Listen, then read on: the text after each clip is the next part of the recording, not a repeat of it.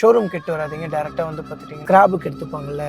நான் கொஞ்சம் ஹர்ட் ஆகிட்டேன். ஒரு வழியாக வந்து பார்த்தீங்கன்னா போராடி நம்மளோட ஹயபுசா நம்மக்கிட்ட வந்துருச்சுல்ல. அண்ணனும் அதே தான் சொல்கிறாரு, வண்டி ஃபுல் டேமேஜ் அப்படிங்கிறது.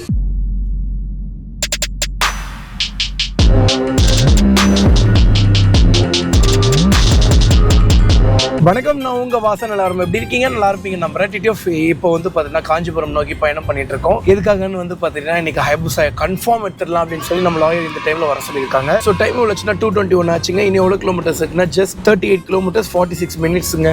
ஸோ வந்து சிவா தான் வந்து பார்த்துட்டிங்கன்னா இப்போ வந்து கேப்டன்லாம் சொல்லக்கூடாது, கார் ஓட்டிகிட்டு இருக்கிறாரு, பைலட்டு. ஆமாண்டா, ஒரு சிவனேன்னு மரத்துல நின்றுட்டு இருக்கிற குருவி மேல போய் மோதிடுவோம். குருவி பறந்து வந்துச்சுனேம்யா, குருவி பறந்து இங்கிட்டு வளைஞ்சிச்சுனேம்யா, மறந்து நடந்து வந்துச்சுமா. என்னை தாண்டா ஈஸியா அடிச்சு போடுறீங்க. அது வாயை கண்ட்ரோல் பண்ண முடியல, பாத்தீங்களாண்ணே நீங்க? ஆமாண்டா, தப்பு அவன் மேலதான் இருந்தாலும் அது அவன் ஒத்துக்கிறதே கிடையாது.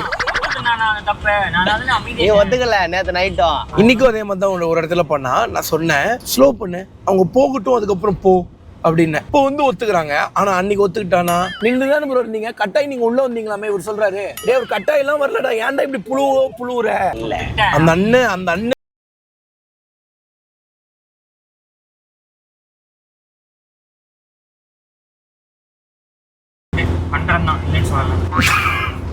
ஸோ டிடிஎஃப் நம்ம சேனலுக்கு யாராவது புதுசாக இருந்தீங்கன்னா மறக்காம சப்ஸ்கிரைப் பெல் ஐகான் தட்டி விட்டுக்கோங்க. ஆக்சுவலி இன்னைக்கு ஹயபுசா கன்ஃபார்ம் வந்துடும் அப்படின்னு சொல்லியிருக்காங்க. நம்பிக்கையுடன் காத்திருப்போம், காத்துக்கொண்டே இருக்கிறேன். என்னண்ணே லுக்கு புதுசாகுது? அருமையா இருக்கீங்களாண்ணே, அழகா இருக்குண்ணே. அப்படியே இந்த சின்ன வயசுல இருப்பீங்களா அது மாதிரி காண்டிங்க. ஆமா, அஜீஷ் இப்ப அந்த சைடுல தாங்க இருக்கான். கரெக்டான டைம்ல போயிருக்காங்க. இது ஜூன் ஸ்டார்டிங்ல கூப்பிட்டு திட்டிட்டு இருக்கான், எப்படா பைக் ஓட்டுனேன், என்னால முடியலடா, ஏன்டா ஃபர்ஸ்ட் இப்பயே சொன்னாங்களா? அவன் இன்னும் பயங்கரமான இடத்துக்கு போனா அங்கெல்லாம் போய் என்ன பண்றதுன்னே தெரியல அப்படின்னு சொல்லிட்டு இருந்தான். மூச்சு ரொம்ப வாங்குமானே. சரி, நேரத்துக்கு என்கிட்ட லைசன்ஸ் இருந்துச்சுன்னா நானும் போயிருந்திருப்பேன். நானும் உங்க கூட பிள்ளையா வந்திருப்பேன். ஏன் சிவா, இங்கனக்குள்ள இருக்கிற குழிக்குள்ள விட்டாலே ஒரு நாள் ரிவல்ஸ் வர முடியல. இதுல நீ போய் குழிக்குள்ளதான் விட்டா இல்லடா, அங்க தார் ரோடு பயங்கரமா போட்டு வச்சிருக்காங்கடா. இல்லனே, அந்த மலை ரோடு அப்பப்ப வரும். சில இடத்துல எங்கேயாவது கண்டிப்பா நல்ல ஒரு ஆஃப் ரோடு இருக்கும். ஆமாண்டா, ஒரு குழிக்குள்ள விட்டாலே நீ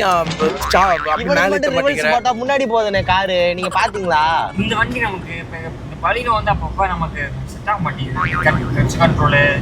நம்ம சாருக்கு எப்படி இருக்கணும்? ஆக்சிலேட்டர் மட்டும் தான் இருக்கணும், பிரேக் கூட ஆட்டோமேட்டிக்கா போட்டுக்கணுமா? ஆட்டோமேட்டிக் வண்டியை மட்டும் சொல்றாங்க. இல்ல மேனுவல் தான். ஏதாச்சும் ஒரு இக்கட்டான சூழ்நிலையில ஆட்டோமேட்டிக் வேலை செய்யலாம் அப்படின்னா ஆட்டோமேட்டிக் வேலை செய்யலையா? அது ஏன்டா வேலை செய்யாம போகுது? அந்த புல்லு நிறைய இருக்கு, முட்டு கொடுக்காத சிவா. நிறைய இருக்கு. மேனுவல் பாருங்க, மைலேஜ் எடுக்க முடியும். நினைச்சா நம்ம மைலேஜ் எடுக்க முடியும், நல்ல மைலேஜ். சிவா முட்டு போடுறதுனால நான் சால்வே மைலேஜ் கிடைக்கும். கார் நிப்பாட்டுங்கண்ணே, சால்வை கூட போடுறேன், முட்டு கொடுத்துக்கிட்டே இருக்கானே. Congratulations முட்டு சிவா. போதும், இதோட நிப்பாட்டுங்க சிவா. அப்படி ஒரு சால்வை நீ முட்டு கொடுத்தது போதும் சிவா, இதான் அப்படின்னு சொல்லி சால்வை போட்டுலாங்கிறியா? ஆமாண்ணே, எத்தனை முட்டு சொல்லு, உனக்கே கொம்புலாம் வலிக்கலையா? சிவா பேசுனதுக்கு கேமராவே ஆட்டோமேட்டிக் ஆஃப் ஆயிடுச்சு. அவன் கொடுத்த முட்டுக்கு. இல்ல ஏழை இப்படி பண்றியா? கிறுக்கு மெண்டல் பயிலுலா. இது ஆம்பியன்ஸ்னு சொன்னீங்க. ஆம்பியன்ஸ்னா இந்த ஹோட்டல்ல இருக்கக்கூடிய அந்த என்வரான்மெண்ட் தானே சொல்லுவாங்க. நம்மளோட வெளி தோற்றத்தை என்னன்னு சொல்லுவாங்க? லுக்குன்னு சொல்லுவாங்க. அதுவும் ஆம்பியன்ஸ்.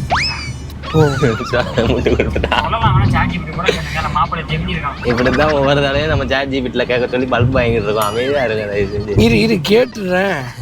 மச்சான், என் தம்பி இருந்துட்டு ஒரு மனுஷனோட வெளித்தோற்றத்தை ஆம்பியன்ஸ் சொல்லலாம் சொல்றான். என்ன பொறுத்தளவுக்கு ஒரு ஹோட்டலோட என்வரான்மெண்ட் தானே ஆம்பியன்ஸ் சொல்லுவாங்க. இல்ல கஃபேவோட ஆம்பியன்ஸ் நல்லா இருக்குன்னு சொல்லுவாங்க. அது எப்படி ஒரு மனுஷனோட வெளித்தோற்றத்தை ஆம்பியன்ஸ் சொல்லலாமா? அப்படி சப்போஸ் நான் என் மேல தப்பு இருக்காதுன்னு நினைக்கிறேன். நீ அவன் காது கிளிக்கிற மாதிரியே சொல்லு. மச்சான், நீங்க சொல்றதுதான் 100 விழுக்காடு கரெக்ட். உங்க தம்பி சொல்றது சுத்த தப்பு. அவன் காது கிழிகிற மாதிரி, ஆணி அடிச்ச மாதிரி தெளிவா சொல்லிடுவோம். டேய் தம்பி, இங்க கொஞ்சம் கவனிப்பா. ஆம்பியன்ஸ் அப்படின்னா என்ன? ஆம்பியன்ஸ் என்ற வார்த்தை ஒரு இடத்தின் சூழலை என்வாயரன்மெண்ட் பை அட்மாஸ்பியர் குறிக்க பயன்படுவது. போன் வந்துருச்சுனே, ஒன்னும் பிரச்சனை இல்ல, திரும்பி அமுத்தி விடுவோம். அவன் பண்ணது தப்பு, நீ யோசிக்கிறது ராங், நீ முட்டுக்கிறது ராங், நீ பண்றது எல்லாமே ராங்டா. சுருக்கமா சொல்லணும்னா, ஒரு ஹோட்டலுக்குள்ள நுழைஞ்சா அங்க இருக்கிறது ஆம்பியன்ஸ். சரி, இப்ப இதுக்கு என்ன முட்டு கொடுப்பாரு சொல்லு. இது என்ன முட்டு கொடுக்க போற? முட்டு அவன்கிட்ட கேட்போம். என்னன்னு ஆன் பண்ணுங்க. மச்சான் அந்த லூசு உங்ககிட்ட பேசணுமா, நீ சொல்றது தப்பு, அது சொல்றது தான் கரெக்ட்னு சொல்லுது. இப்போ அவன்கிட்ட தரேன், இப்போ அவன் பேசுவான் பாரு. மச்சாடி இப்போ நம்ம வந்து ஒரு நியூ ஸ்டைலாக ஒரு நியூ லுக்காக நம்ம வரோம் வெளியில், நம்மளோட எல்லாத்தையுமே சேர்த்து அப்பியரன்ஸ்னு சொல்கிறோம்ல, அது எல்லாத்தையுமே சேர்த்து இன்னொரு கூட ஆம்பியன்ஸ்னு கூட சொல்லலாம்ல. நம்மளை கொஞ்சம் லாங்கில் இருந்து பார்க்குறப்ப உன்னோட ஆம்பியன்ஸ் நல்லா இருக்கு அப்படின்ற கூட சொல்லலாம் இல்லை, ஏன் அது மாதிரி சொல்லக்கூடாது? அதுக்கு என்ன ரீசனு எனக்கு அதை சொல்லு. மச்சான் நீ சொல்ற பதில்ல இதுக்கு பைத்தியம் தெரிஞ்சிடணும், அந்த மாதிரி சொல்லு மச்சான் பதிலு. டேய் தம்பி வாப்பா வாப்பா, உன் ஆர்வமும் நீ யோசிச்ச லாஜிக்கும் எனக்கு ரொம்ப பிடிச்சிருக்கு. ஆனா கிராமத்துல ஒரு பழமொழி சொல்லுவாங்க தெரியுமா, விளக்குமாறு நல்லா கூட்டுதுன்றதுக்காக தலை வாரிக்க முடியுமா? நீ சொல்றது அதே கதைதான். ஏன் ஒரு மனுஷனை பார்த்து ஆம்பியன்ஸ் சொல்லக்கூடாதுன்னு உனக்கு ரொம்ப லாஜிக்கலா சயின்டிபிக்கா புரிய வைக்கிறேன். இதோட உண்மையான அர்த்தம் சுற்றியுள்ள விஷயங்கள், சரௌண்டிங்ஸ் பை என்சர்க்லிங். அதாவது ஒரு குறிப்பிட்ட எல்லையே இல்லாத உன்னை சுத்தி பரவி இருக்கிற காத்து. நீங்க என்னென்னமோ பேசுறீங்க, எனக்கு ஒரே குழப்பமா இருக்கியா.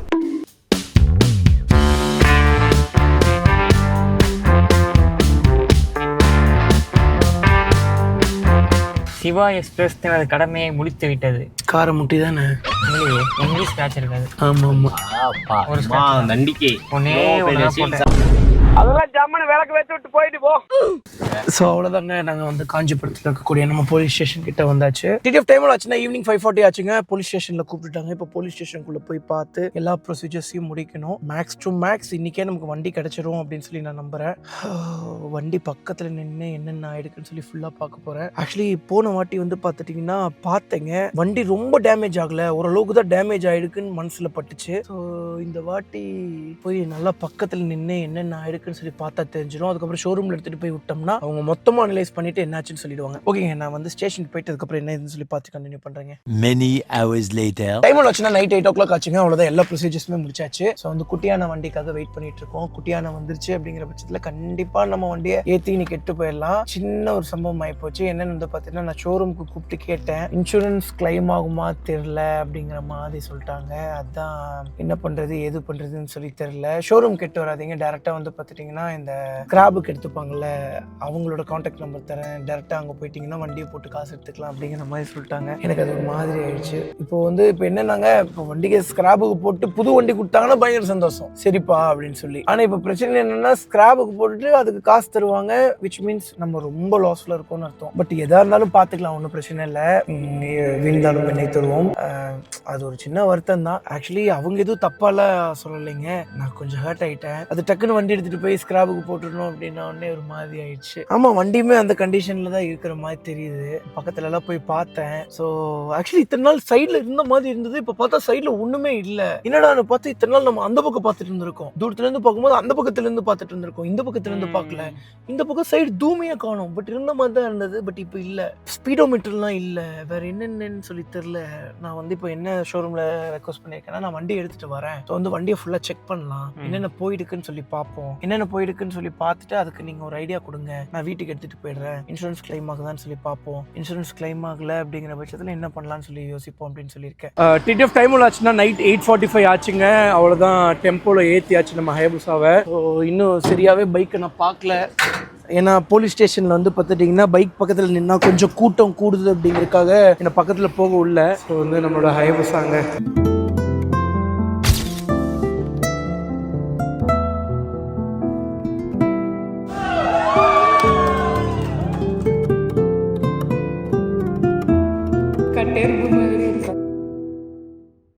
இதான் ஃபர்ஸ்ட் டைம் பார்க்குறியா நீ? நாகட்டம் முல்லை இதை வச்சு எப்படி ஓட்டுனீங்க? இது நம்மளால இப்போ இங்கே பாருங்க இழுக்க கூட முடியல. பார்த்து ஆக்சுவலி டிடிஎஃப் ஃபுல்லாமே துரு பிடிச்சிருச்சுங்க. ஸோ பைக்கில் ஸ்பீடோமீட்டர்லாம் எதுவுமே இல்லைங்க. ஸோ வந்து உங்களுக்கு டே டைம் ஆனதுக்கப்புறம் உங்களுக்கு காட்டுறேங்க. இப்போது வண்டியில் என்னென்ன ஆயிடுக்கு அப்படின்னு சொல்லி நம்மளால சொல்ல முடியாது, ஷோரூமுக்கு போனால் தான் தெரியும். ஸோ அவங்க எக்ஸாக்டாக பார்த்து ஒர்க் அவுட் ஆகுமா ஒர்க் அவுட் ஆகாதான்னு சொல்லிடுவாங்க. இப்போவே கொஞ்சம் ஒர்க் அவுட் ஆகாதுன்னு தான் சொல்கிறாங்க. எதாக இருந்தாலும் பார்த்துக்கலாம், டோன்ட் வரி. ஸோ ஒரு வழியாக வந்து பார்த்தீங்கன்னா போராடி நம்மளோட ஹயபுசா நம்ம கிட்ட வந்துருச்சுல்ல, அதுவே நான் ஒரு மிகப்பெரிய வெற்றியாக பார்க்குறேன். இப்போது என்ன பிளான்னாங்க, இப்போது ஹயபுசா எடுத்துகிட்டு அப்படியே வீட்டுக்கு போயிடலாம் அப்படிங்கிற மாதிரி தான் இருந்தேன். அதுக்கப்புறம் நல்லா யோசிச்சு பார்த்துட்டு இல்லை, ஹயபுசா எடுத்துகிட்டு நேராக வந்து பார்த்தீங்கன்னா பெங்களூர் ஷோரூமுக்கு போயிடலாம். பெங்களூர் ஷோரூமுக்கு போயிட்டு அவங்க என்ன சொல்கிறாங்க ஏது சொல்கிறாங்கன்னு பார்த்துட்டு அதுக்கு அடுத்தது என்ன பண்ணலாம்னு சொல்லி முடிவு பண்ணலாம். நான் என்ன முடிவு பண்ணிட்டேன்னா, சப்போஸ் ஷோரூமில் வந்து பார்த்தீங்கன்னா ஸ்கிராபுக்கு தான் போடணும் அப்படின்னு சொல்லிட்டாங்க. அப்படிங்கிற பட்சத்தில் இன்சூரன்ஸும் கிளைம் ஆகலை. அப்படிங்கிற பட்சத்தில் என்னென்ன பிரச்சனை ஆகிடுக்குன்னு சொல்லி அவங்ககிட்ட கேட்டுட்டு நம்ம வீட்டுக்கு எடுத்து வந்து நம்மளே ஏதாவது ரெடி பண்ண முடியுமா அப்படிங்கிற மாதிரி நான் யோசித்தேன். அண்ட் வந்து ஆயில் செக் பண்ணி பார்த்தேங்க. ஸோ வந்து இப்போ இன்ஜின் கேஸ் எதாவது உடஞ்சிருக்குமோன்னு தான் மனசில் ஓடிட்டுருக்குங்க. வந்து இங்கே இன்ஜின் ஆயில் லெவல் தெரியுங்க, இதோ தெரியுதுங்களா, இதில் வந்து இன்ஜின் ஆயில் லெவல் தெரியுங்க. வண்டி எவ்வளோ தூக்கி நிப்பாட்டினாலுமே வந்து பார்த்திங்கன்னா இன்ஜின் ஆயில் வந்து ஒரு ட்ராப் இருக்கிற மாதிரி கூட தெரில. பட் இதில் வந்து அந்த பிசுபிசுப்பு தன்மை லைட்டாக இருக்குது. லைட்டாக அது உங்களுக்கு பார்த்தா தெரியும். இருங்க காட்டுறேன். இது சின்னதாக டாட்டாக இருக்கிற மாதிரி இருக்குது பார்த்தீங்களா. ஸோ அதனால் அந்த ஒரு பிசுபிசுப்பு தன்மை இருந்து உள்ள இன்ஜின்குள்ளே எந்த பிரச்சனையும் ஆயிடுக்காது அப்படின்னு சொல்லி நான் நம்புகிறேன். ஸோ இத்தனை வருஷம் வந்து பார்த்தீங்கன்னா ஆயில் ஃபுல்லாமே ட்ரைலியே இருந்துச்சு. அப்படிங்கிற பட்சத்தில் உள்ளே இருக்கிறது எல்லாமே வந்து பார்த்தீங்கன்னா காலி ஆகிடும். அவ்வளோதான். கண்டிப்பாக வந்து பார்த்தீங்கன்னா நம்ம ஹயபுசா வந்து பார்த்தீங்கன்னா நம்ம ஸ்கிராபுக்கு போட்டு தான் ஆகணும் அப்படிங்கிற மாதிரி இருந்திருக்கும். சரிங்க, என்ன ஏதுன்னு சொல்லி பார்த்துட்டு கொஞ்ச நேரம் கழிச்சு ப்ளாக் கண்டினியூ பண்ணுறேங்க. அன்ஃபார்ச்சுனேட்லி வர்ற ரோடு கொஞ்சம் கரடு முரடாக இருந்ததுனால சைட் ஸ்டாண்ட் உடஞ்சி உள்ளே போயிடுச்சாமாங்க. இருங்க அந்த பக்கம் வந்துடுறேன். ஆனால் அவ்வளோ சீக்கிரம் ஸ்ட்ரைட் ஸ்டாண்ட் அதான்னு பார்த்தேன், போகலைண்ணா, அதான் நழுவிடுச்சு. இது வந்து என் ஒய்ஃபோட பர்த்டே டேட்டுங்க. ஸோ 18ஆம் தேதி 10வது மாதம். அது ஒரு மாதிரி கஷ்டமாக தாங்க இருக்குது. ஆக்சுவலி கரெக்டாக போலீஸ் ஸ்டேஷனில் உட்காந்துட்டு இருந்தேன்ல, ரொம்ப ஒரு மாதிரி நெகட்டிவாக இருந்தது. அதாவது போலீஸ் ஸ்டேஷன் அப்படி சொல்லலை, எனக்கு ஆல்ரெடி நடந்த அந்த பேட் மெமரி அப்படி எல்லாம் வந்து பார்த்தீங்கன்னா மைண்டில் ஓடிட்டு இருந்துச்சு. சே, அது ஹயபுசா நமக்கு முன்னாடிலேருந்தே என்னன்னு தெரியலைங்க, கொஞ்சம் செட் ஆக இல்லை. பைக்லாம் தரமான பைக்கு, ரொம்ப லவ் பண்ண பைக்கு. ஃபர்ஸ்ட் எடுத்த உடனே அந்த ஒரு இது போச்சு, இவன் தெரியாமல் கீழே போட்டான். அதுக்கப்புறம் சைலன்சர் அடிபட்டுச்சு. ஆனா எதுவுமே நம்மளால ஆகவே இல்லை. ஆனா பெருசா நம்மளால ஆயிடுச்சு. நல்லா சாப்பிட்டுட்டு இதுக்கு தான் வந்து பார்த்தீங்கன்னா நல்லா ரெஸ்ட் எடுத்துட்டு வேலை செய்யணும் அப்படிங்கிறதுங்க. அதான் அதுக்கப்புறத்துல இருந்து எடிட்டர்ஸ்லாம் வச்சு கரெக்டா எடுத்துட்டு போக ஆரம்பிச்சிட்டேன். முன்னாடிலாம் நம்மளே வீடியோ எடுத்துட்டு நம்மளே தானே ஃபுல்லா எடிட் பண்ணிட்டு இருப்போம். அதோட பின்விளைவு தான் இது. என்னடா பண்றது அடுத்தது? இவங்க பேசுறத பார்த்தா இன்சூரன்ஸ் கிடைக்காது போலையடா. சரி, எங்களோட முயற்சிகளை நாங்க விட்டுற மாட்டோங்க, பார்த்துப்போம். விடாமுயற்சி விஸ்வரூப வெற்றி. எவ்வளோக்கு முடியுமோ ட்ரை பண்றோம். அப்படி இல்லைன்னா புதுசாக ஒரு பைக் வாங்குறோம். சரி விடுங்க, நடப்பதெல்லாம் நன்மைக்கே. நடக்கணும்னு இருந்திருக்கு, நடந்திருக்கு. இனி அடுத்தது என்னன்னு சொல்லி பார்ப்போம். அந்த என்னடா இந்த ஸ்பீடில் ஓட்டிட்டு போயிட்டு இருக்காரு, இந்த ஸ்பீடில் போனால் கண்டிப்பாக கலராக தாண்டா செய்யும். மின்னல் வேகத்தில் போயிட்டு இருக்காரு மனுஷன். ஸோ டிடிஎஃப் இன்னும் நம்ம பெங்களூருக்கு எவ்வளோ கிலோமீட்டர்ஸ் இருக்குன்னா 151 கிலோமீட்டர்ஸ் இருக்குங்க. 3 hours ஜேர்னிங்க. நம்ம வண்டியில் சிஎன்ஜி வேற முடிய போகுது. இன்னும் 120 கிலோமீட்டர் தள்ளி தான் சிஎன்ஜின்னு சொல்லி போட்டிருக்குங்க. பார்ப்போம். நியூட்டன் போட்டு போனால் 20 கிலோமீட்டர், நம்ம போகிற ரூட்லேயே போனால் 140 கிலோமீட்டர், 40 கிலோமீட்டர் தாண்டி தான் 140 கிலோமீட்டர் 150 கிலோமீட்டர் டெஸ்டினேஷனே வந்துடுவோமே. ஏங்க நாங்கள் ஏதோ ஒரு ஹில் ஸ்டேஷனில் வந்து மாட்டிக்கிட்டோங்க. ஸோ வந்து இன்னும் நமக்கு 119 கிலோமீட்டர்ஸ் இருக்குது. 2 hours 11 minutes ஜேர்னிங்க. ஆக்சுவலி கொஞ்சம் தூரத்துக்கு முன்னாடி சரியான ஃபண்டு. என்னன்னாங்க, லாரிக்காரர் முன்னாடி போயிட்டு இருந்தார். தம்பி 2 வாட்டி ஹார்ன் அடித்தான். அப்போ வந்து அவர் ரைட்டில் இண்டிகேட்டர் போட்டு நம்மளை போக சொன்னார். தம்பி இருந்துட்டு அவர் ரைட்டில் அவர் போகிறாரு, நான் ஓவர்டேக் பண்ண மாட்டேன்னா. அவர் இண்டிகேட்டர் போட்டிருக்காருடா, ஓவர்டேக் பண்ணுறா, நம்மளை ஓவர்டேக் பண்ண சொல்கிறாருடா அப்படின்னு சொல்லி சொன்னேன். அவள் வந்துட்டு இல்லவே இல்லைண்ணா அப்படின்னா. ஏன்டா அப்படி சொல்கிறேன்னு கேட்டதுக்கு அவன் ஒன்று சொன்னா பாருங்க. சொல்கிறா நீயே மில்லாராம் பண்ண சொல்லி கொடுத்துருக்காரு. நம்ம தான் பேர் சொல்லுவோம். என்னோட லாஜிக்கை சொல்கிறேன். சரி நீ சொல்ல. வண்டி நேரா போயிட்டு இருக்கு, ரைட் இண்டிகேட்டர் போட்டா அவங்க ரைட்ல வராங்க, லெஃப்ட்ல இண்டிகேட் போட்டா லெஃப்ட்ல. டேய், எல்லா வண்டியுமே லெஃப்ட்ல இண்டிகேட்டர் போட்டா லெஃப்ட்ல திரும்ப போகுதுன்னு அர்த்தம், ரைட்ல இண்டிகேட்டர் போட்டா ரைட்ல திரும்ப போகுதுன்னு அர்த்தம். நீங்க ஹார்ன் அடிக்கும் போது எல்லா வண்டியுமே வந்து பார்த்துட்டீங்கன்னா உங்களுக்கு வந்து பார்த்தீங்கன்னா லெஃப்ட்ல போட்டு நான் இந்த பக்கம் ஒதுங்க போறேன் தம்பி நீங்க போங்கன்னு சொல்ல மாட்டாங்க. ஒவ்வொரு வண்டிக்காரங்க ஒவ்வொரு மாதிரி மாறுவாங்க. ரைட்ல இண்டிகேட்டர் போட்டு போங்க தம்பின்னு சொல்லுவாங்க. கை காமிச்சார், அது நீ கவனிக்கல. நீ அப்போல கையே காமிக்கல. ரைட்ல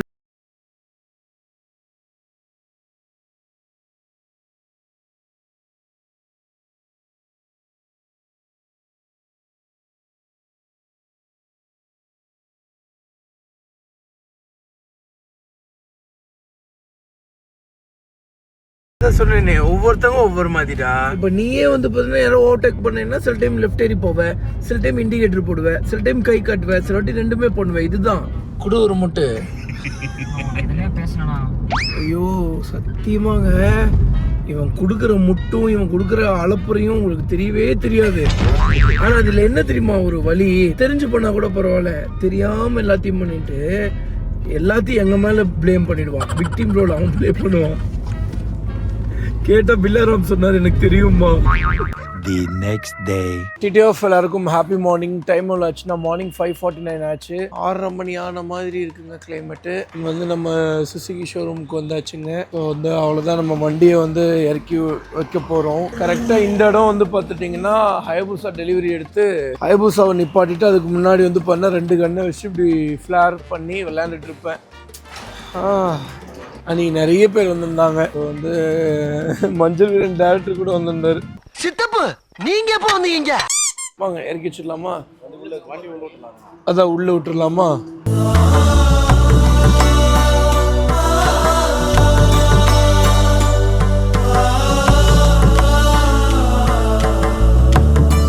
நல்லபடியாக வந்து பார்த்தீங்கன்னா வண்டி கீழே இறக்கி வச்சாச்சுங்க. அண்ணனும் அதே தான் சொல்கிறாரு, வண்டி ஃபுல் டேமேஜ் அப்படிங்கிறாரு. சைட் லாக்கில் இல்லை, இந்த இது லாக் ஆகிடுச்சு. அதான் அங்கே லாக் ஆகிக்கிச்சுங்க. நான் இல்லைண்ணா, டோட்டலாக ரெடி பண்ணுறது கொஞ்சம் முடியாத விஷயம்னு நினைக்கிறேண்ணா. ஏன்னா அப்போலேருந்து விலையை விட இப்போது ஸ்பேர் பார்ட்ஸ் விலையெல்லாம் ரொம்ப ஜாஸ்தி ஆயிடுச்சுன்னு சொல்கிறாங்க. வண்டி ரேட்டை விட அதிகமாக வரும்னு நினைக்கிறேன் ஸ்பேர் பார்ட்ஸ் இப்போ மாற்றினோம்னா. அதனால இது ஃபுல்லாக ஸ்க்ராப்புக்கு போட்டுட்டு புது வண்டி தான் எடுக்கிற மாதிரி இருக்கும்.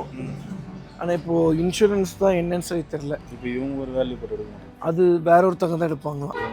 ஆர்சி புக்கோடு வந்து பார்த்துட்டிங்கன்னா வண்டி ஸ்க்ராப்புக்கு எடுத்துப்பாங்களாம். இப்போ தான் ஒரு வண்டி டோட்டல் லாஸ் பண்ணி 5 லட்ச ரூபாய்க்கு எடுத்துக்கிட்டாங்களாம். நம்ம இது ரெடி பண்ணணும்னு நினைக்கிறேன் ரொம்ப காஸ்ட். 10 லட்ச ரூபாய் மேலே போவாங்க. நான் அதுக்கும் மேலே போய்ட்டேண்ணா. ஸ்பீடோமீட்டர் இல்லையேண்ணா, ஸ்பீடோமீட்டர் மட்டுமே சரியான காஸ்ட் வந்துடும். வண்டி வந்து டிஸ்க் பிளேட்லாம் வந்து பார்த்தீங்கன்னா பயங்கர ஜாமுங்க. வந்து வண்டியெல்லாம் வந்து பார்த்தீங்கன்னா தள்ளவே முடியல.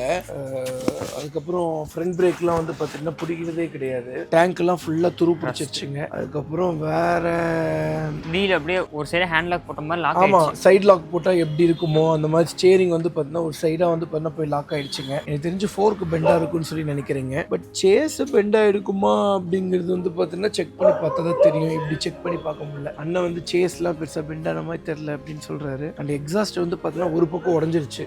ஒரு சைடு உடைஞ்சிருச்சுங்க. இது ஓப்பன் ஆகி உள்ள போயிடுச்சுங்க.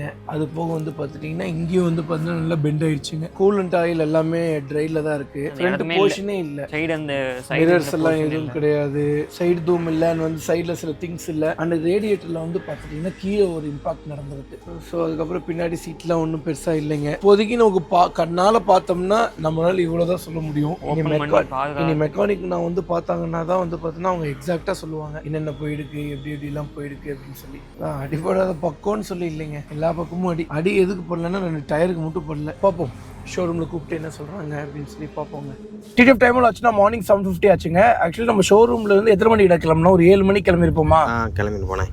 ஒரு 7 மணிக்கு கிளம்பிட்டோங்க. ஒரு கிட்டத்தட்ட ஒரு 50 நிமிஷமா வந்து பார்த்துட்டிங்கன்னா 50 நிமிஷத்துல ஒரு 10 நிமிஷம் டீ கடைக்கு போயிருக்குமா, ஒரு 40 நிமிஷமா சுத்திட்டு இருக்கோங்க. இன்னும் வந்து பார்த்துட்டிங்கன்னா நாங்கள் ஒரு 20 நிமிஷம் சுத்த வேண்டியது இருக்குங்க. எதனாலன்னு வந்து பார்த்துட்டிங்கன்னா தம்பி பெங்களூர்ல 12 கிலோமீட்டர் தள்ளி ரூம் போட்டார். என்கிட்ட ஒரு வார்த்தை கூட கேட்கல. ஏதோ செக் பண்ணிருப்பாருன்னு நினைச்சேன். ஒரு 350 ரூபா மட்டும் பே பண்ணுங்கண்ணா அப்படின்னா அட்வான்ஸ் வந்து 350 ரூபா போட்டு பே பண்ணிட்டோம். சிவா அப்படியே என்னாச்சுன்னு மட்டும் சொல்லி சிவா. இங்க தானா லொகேஷன் தானா? இங்க இருந்து பாருங்க 6 கிலோமீட்டர் தானே காட்டுச்சு அந்த பக்கம். டேய் இங்க இருந்து 6 கிலோமீட்டர் காமிச்சுடா. அப்புறம் இதுக்கு சம்மந்தம் இல்லாம அந்த வழியில விட்ட. மேப் லோட் ஆகலனா, மேப் லோட் ஆகாம நான் அப்படி போயிட்டேனா. சரி மேப் லோட் ஆகாம நீ எதுக்கு வண்டி எடுத்த? இங்க இருந்து 6 கிலோமீட்டர் தாங்க காட்டுது. ஆனா நான் இந்த வண்டியை வந்து பாத்தீங்கன்னா எவ்வளவோ தூரத்துல இருந்து யூட்டர்ன் பண்ணி எடுத்து வந்துட்டு இருந்தேன். தம்பி வந்து நேரா போயிட்டு இருந்தாரு. தம்பிக்கு தூக்கம் வருதுன்னு சொன்னாரு. சரிப்பா நான் ஓட்டுறேன் அப்படின்னு சொல்லிட்டு மேப் எடுத்து பார்த்தேன். மேப்ல வந்து ராங் ரூட்ல போயிட்டு இருக்கீங்க, யூட்டர்ன் பண்ணுங்க இல்லைன்னா 12 கிலோமீட்டர்னு காமிச்சது. என்னடா ராங் ரூட் சொல்லி காட்டுதுன்னு சொல்லிட்டு அங்க இருந்து நான் யூட்டர்ன் பண்ணி எடுத்து வந்துட்டு இருக்கேங்க. இங்க வந்ததுக்கப்புறம் தம்பி வந்து என்ன சொல்றாரு, இந்த மாதிரி இங்க இப்ப ஷோரூம் பக்கத்துலயா இருக்கோம். மறுபடியும் நாங்க ஷோரூம் பக்கத்துலயே வந்துட்டோங்க. மேப்பே லோட் ஆகாம எதுக்கு நீங்க வண்டி ஆரம்பிச்சீங்க? நீ லோக்கல்ல இங்க இருந்திருக்க. போன்ல போட்ட உடனே நேரா போயிட்டு ஜூம் அவுட் பண்ணி பார்த்துட்டேன். நேரா போய் கொஞ்சம் ரெண்டு கட் பண்ணி லெஃப்ட்ல வந்து இது ஹோட்டல் இருக்குன்னு காட்டிடுச்சு. சரி ஓகே இதுல கார் பிளேல போட்டோன்னு சொல்லி பிளக் பண்ணேன். கார் பிளேல ப்ளே ஆகல. சரி நேரா போக சொல்லிச்சுல, நேரா போனா ரைட் லெஃப்ட். இனிமேல் என்ன தெரியுமா சிவா பண்ற, இந்த 7ஆம் அறிவுலாம் சூப்பர். அடுத்த வாட்டி வந்து பாத்தீங்கன்னா வெயிட் பண்ணி மேப் வந்ததுக்கு அப்புறமே போங்க. இப்ப டைம் எவ்வளவு வேஸ்ட் ஆயிடுச்சு பாருங்க. நான் நேரா போயிட்டு மேப் கிட்டத்தட்ட நினைச்சு பாருங்க டிடிஎஃப் 1 மணி நேரமா சுத்திட்டு இருந்துச்சு. 1 மணி நேரம் கழிச்சு கடைசி 20 நிமிஷத்துல ஆரம்பிச்ச இடத்துக்கே வந்து நிக்கணும்னா எப்படி வெறி ஆகும், அவ்வளவு வெறியில இருக்கீங்க. நான் இப்போ என்ன தெரியுமா பிரச்சனை, அந்த ரூம்ல போய் எந்த ஒரு கோளாறும் வந்துடக்கூடாது. இப்போ வந்து ஹைபூஸா நல்லபடியா சர்வீஸ் சென்டர்ல விட்டாச்சுங்க. அடுத்தது வந்து பார்த்துட்டீங்கன்னா மெக்கானிக் அண்ணாங்கிட்ட என்னென்ன ஆயிடுக்குன்னு சொல்லி எக்ஸாக்ட் டேட்டாவை அவங்க கிட்ட இருந்து கலெக்ட் பண்ண போறோம். அதுக்கப்புறம் இன்சூரன்ஸ் கிளைம் ஆகுதா ஆகலையா அப்படின்னு சொல்லி பார்க்க போறோம். அதுக்கு இன்னும் 2-3 நாள் ஆயிடுங்க. அது வரைக்கும் நம்ம இங்க பெங்களூர்ல வெயிட் பண்ண முடியாது, நம்ம ஊருக்கு போயிடலாம். அதுக்கப்புறம் இன்சூரன்ஸ் கிளைம் ஆயிடுச்சு அப்படிங்கிற பட்சத்துல நல்லபடியா ஷோரூம்லயே வச்சு சர்வீஸ் பண்ணிடுவோம். போஸ் இன்சூரன்ஸ் கிளைம் ஆகல அப்படிங்கிற பட்சத்துல ஒண்ணு நம்மளே ரெடி பண்ணுவோம், இல்லைன்னா ஸ்கிராப்புக்கு போட்டுருவோம்னு சொல்லவே வாய் வர மாட்டேங்குது, ஒரு மாதிரி இருக்கு. ஸோ டைம் வந்து பார்த்தீங்கன்னா மார்னிங் 8:50 ஆச்சுங்க. இன்னும் 10 நிமிஷத்தில், ஏன்னா 1 மணி நேரம் 10 நிமிஷத்தில் ஷோரூம் ஓப்பன் பண்ணிவிடுவாங்க. ஸோ இப்போ நான் உட்காந்து தம்ப்நெயில்லாம் கொஞ்சம் எடிட் பண்ண போகிறேன். ஸோ என்ன எதுன்னு சொல்லி பார்ப்போம். எனக்கு தெரிஞ்சு நாங்கள் ஆஃப்டர்நூன் மேலே தான் கிளம்போம் அப்படின்னு சொல்லி நினைக்கிறேன். பார்ப்போம். ஓகே டிஃப், நம்ம வீடியோ ரன் பண்ணிக்கிறேன். நம்ம வீடியோ சப்ஸ்கிரைப் பண்ண பார்த்துருந்தீங்கன்னா மறக்காம சப்ஸ்கிரைப் பண்ணி பெல் ஐக்கன் தட்டிட்டுக்கோங்க. 5 மில்லியன் வரப்போகுது. ஆக்சுவலி டிடிஎஃப் இந்த வீடியோ வந்து பார்த்தீங்கன்னா திடீர்னு கொஞ்சம் ஃபன்னாக தான் எடுத்துகிட்டு போகணும்னு நினச்சேன். திடீர்னு கொஞ்சம் எமோஷனலாக போய் எடுத்துகிட்டு நினைக்கிறேன். பட் ரொம்ப எமோஷனலாக காட்டிக்கல, அது என்னன்னு தெரியல, ரொம்ப எமோஷனல் வர ஆரம்பிச்சிருச்சு. ஷோ அது மெயினாக வந்து பார்த்தீங்கன்னா எந்த இடத்துலேருந்து எமோஷன் ஆயிடுச்சுன்னா, வண்டி எடுத்து வண்டி பக்கத்தில் போய் வண்டியை பார்க்க ஆரம்பிச்சதுலேருந்தே வந்து பார்த்தீங்கன்னா பயங்கர எமோஷனல் ஆக ஆரம்பிச்சிட்டேன். வண்டி இந்த கண்டிஷனில் இருக்குது, 3 வருஷம், அதுவும் முதலே எடுத்திருந்தா கூட ஏதாவது பண்ணி இருந்திருக்கலாங்க. வண்டியை நகர்த்தி ஒரு இடத்துலயும் ஒரு பார்ட்ஸ் உடஞ்சு விழுந்து இருந்துச்சுங்க. ஓகே விடுங்க, எல்லாம் நடப்பதெல்லாம் நன்மைக்கேங்க. எல்லாமே நம்ம நல்லதுக்காக மட்டும் தான் நடந்திருக்கு. இந்த 3 வருஷத்துல வந்து பார்த்தீங்கன்னா நான் நிறைய லேர்ன் பண்ணிக்கிட்டேன். அதுக்கெல்லாம் காரணம் வந்து பார்த்தீங்கன்னா இந்த ஆக்சிடென்ட் தான். இந்த ஆக்சிடென்ட் இல்லைன்னா அந்த விஷயங்கள்லாம் நான் கற்றுருக்க மாட்டேன். ஓகே, பி பாசிட்டிவ்ங்க. ஓகேங்க, கண்டிப்போம் அடுத்த வீடியோ. பாய்ங்க. வீட்டுக்கே அமௌண்ட்ஸ் போங்க. அது மேலும் போட வண்டி இருக்காதீங்க. செஞ்சு ரைடிங் அதை போட்டுட்டு பார்த்து பத்திரமா சேஃபாக போங்க. Love you so much. Bye.